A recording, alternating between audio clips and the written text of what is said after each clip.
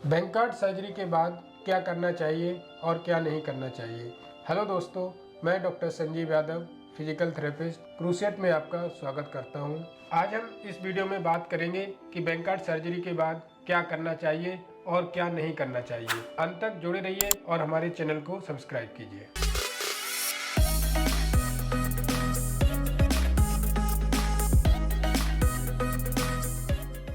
बैंकार्ड surgery तब होती है जब आपका शोल्डर बार बार डिसलोकेट हो जाता है। अगर आपने सर्जरी कराई है तो सर्जरी के बाद आपको 0 से 4-6 सप्ताह तक आपको क्या करना चाहिए।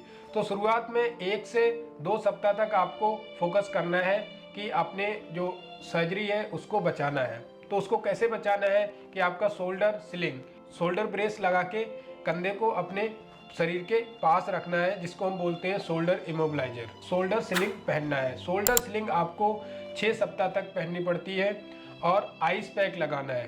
पेन कंट्रोल करने के लिए आपको आइस पैक लगाना है। आइस पैक आपको दिन में 2 से 3 बार लगाना होता है, एक बार में 15 से 20 मिनट के लिए। दूसरा ये है कि आपको ध्यान किस किस चीज़ों का रखना है कि जो मूवमेंट है आपका मूवमेंट इनिशियल हम 1 और 2 वीक्स तक स्टार्ट नहीं करते हैं।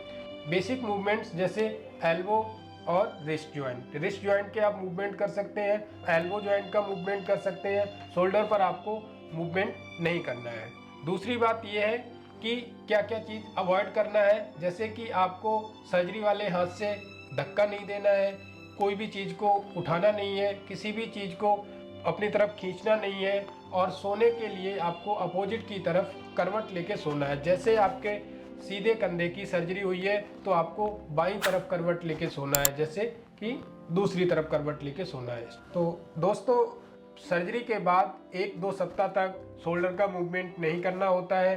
आप अपने जो आसपास के जॉइंट्स हैं, जैसे आपका एल्बो जॉइंट, कोनी के मूवमेंट्स कर सकते हैं, रिस्ट के मूवमेंट्स कर सकते हैं, फिंगर मूवमेंट्स कर सकते हैं। इस तरीके से आप 2-3 बार दिन में अपने स्लिंग को हटाइए और कोनी और रिस्ट कलाई के अपने मूवमेंट्स कीजिए। अब ये बात हो गई हमारी 1 से 2 सप्ताह तक की। जब आपके स्टिच रिमूव हो जाते हैं तब हम क्या क्या मूवमेंट्स करते हैं। जैसे आपके शोल्डर का पेंडुलम मूवमेंट हो गया, दिन में 2 से 3 बार रिपीट करना होता है। एक्टिव मूवमेंट आपको नहीं करना है। आप किसी की हेल्प से ही अपने कंधे को ऊपर उठाएंगे, तो उसमें आप तो या खुद के हाथ से आप सपोर्ट लेके ऐसे ऊपर उठा सकते हैं या फिर किसी दूसरे की मदद से। तो इस तरीके के मूवमेंट, जैसे कि आपका कंधे को ऊपर उठाना है जिसको हम फ्लेक्शन बोलते हैं, साइड मूवमेंट्स करना है जिसको हम एबडक्शन बोलते हैं, बाहर की तरफ हाथ को लेके जाना है, और एक्सटर्नल रोटेशन। एक्सटर्नल रोटेशन में दोस्तों बहुत ध्यान रखना है, इस मूवमेंट में ओवर स्ट्रेच नहीं करना होता है, बहुत ज़्यादा जोर नहीं लगाना होता है। धीरे धीरे जितना मूवमेंट खुलता जाएगा उसी के हिसाब से आपको, वो भी पैसिव मूवमेंट होगा किसी दूसरे की मदद से। जैसे आप हाथ में एक स्टिक ले लेंगे, उसके दूसरे हाथ से अपोजिट से उसको पुश करते जाएंगे।